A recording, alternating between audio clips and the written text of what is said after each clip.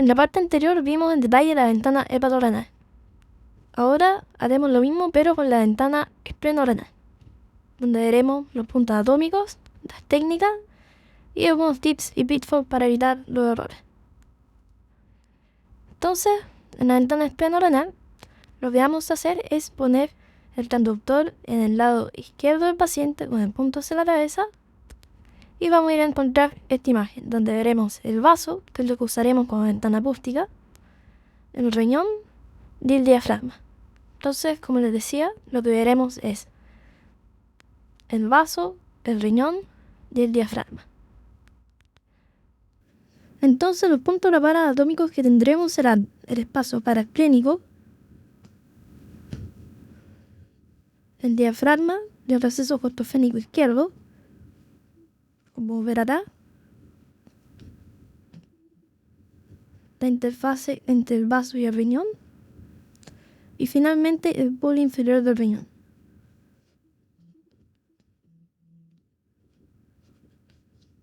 Veamos ahora algunos ejemplos de vaso positivo. Por ejemplo, acá tenemos el vaso, el riñón, el diafragma. Si vemos aquí, tenemos una imagen anecoica de bordes puntiagudos sobre el diafragma. Y también, como vimos con respecto al video anterior, vemos cómo la columna se sigue produciendo, o sea, la imagen de la columna se sigue viendo sobre el diafragma, de manera tal que tenemos entonces aquí un líquido libre que está en la cavidad pleural. Pero también si vemos acá el espacio paraesplénico, vemos que entre el diafragma y el vaso hay una imagen anecoica, al igual que bajo el vaso, como acá. Así que aquí tenemos un líquido libre tanto en la cavidad abdominal como pleural. Acá tenemos otro ejemplo donde vemos una imagen anecoica por los puntiagudos entre el vaso y el riñón, y que se ve principalmente cuando, una vez que ya encontramos una interfase de estos dos órganos, empezamos a abanicar, de manera que ahí empieza a aparecer ya el líquido libre. Vemos también, si nos fijamos, que una vez que aparece el diafragma, también ahí se ve una imagen de líquido libre ya en el espacio pleural.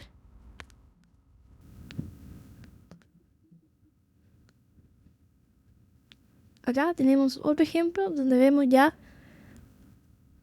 el vaso, el riñón, el diafragma y una imagen anecoica sobre el diafragma, lo que correspondería a líquido libre en el espacio pleural.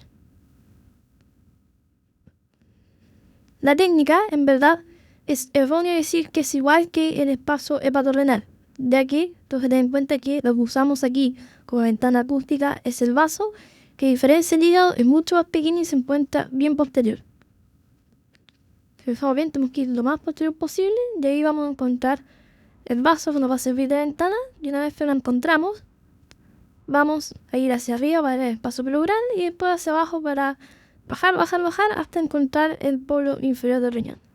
Si nos fijamos bien, como les mencionaré más adelante, aquí lo que hacen para poder llegar es ir lo más abajo posible y realmente los nudillos choquen con la camilla, de manera de llegar a la parte más posterior, línea axilar posterior en este caso, a diferencia de la ventana hepatorenal donde se hace la línea axilar media.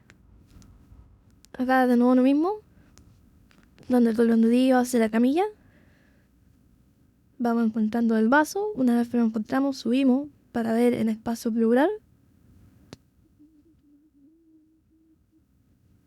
Puedo pedir al paciente que respire para que nos ayude y después vamos bajando para ir a ver el riñón y ir a buscar el polo inferior, y una vez llegamos al riñón, abanicar.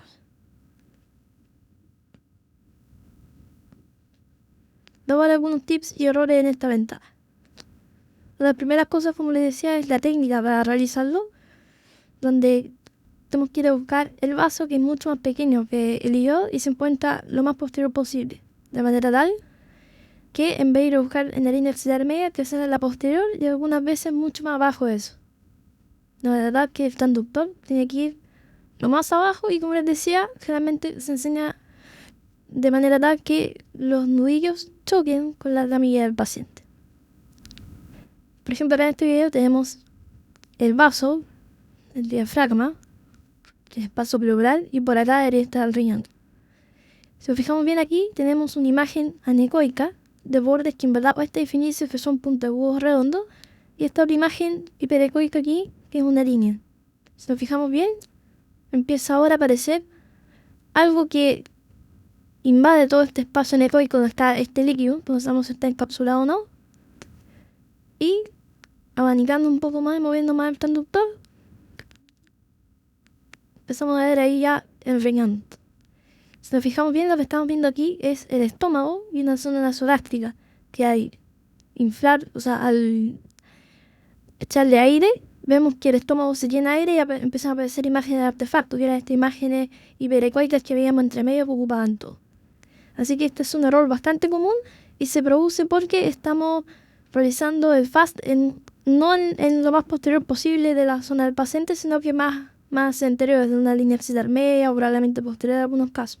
De manera tal que siempre que vemos esta imagen, tenemos que bajar lo más posible hasta que, como yo les decía, nuestros nudillos choquen con la camilla o incluso meterse lo más abajo que uno pueda.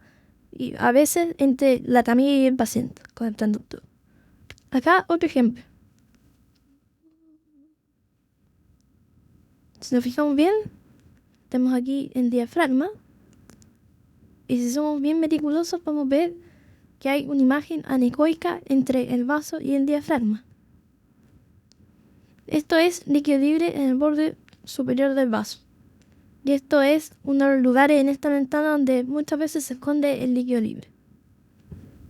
Tenemos que tener en cuenta que el hipocondrio izquierdo es muy distinto al hipocondrio derecho y es un error decir que son iguales, ya que el hipocondrio del lado izquierdo posee el ligamento frenopólico y esto hace que el líquido, además de que se produzca un chant viajando hacia el espacio Morrison hacia el lado derecho, lo que hace también es que la distribución del líquido es distinta al lado derecho, donde generalmente se ubica en la punta del hígado o en el espacio de Morrison. Aquí este ligamento hace que si la cantidad de líquido es poca, porque es un tramo muy inicial o porque se solamente un poco, el líquido lo vamos a ver solamente en el borde superior del vaso y a veces en el borde inferior. Así tenemos que tener en cuenta que este es uno de los lugares que tenemos que ir a buscar de manera consensual si queremos descartar líquido libre de esta ventana. Así que, a modo de resumen, recordemos que siempre llevar los nudillos hasta la camilla, tener cuidado con el estómago y tratar de sacarlo de la visión, nuevamente yendo a lo más posterior posible que podamos. Buscar siempre líquido libre en el borde superior del vaso si no encontramos ninguna rara parte.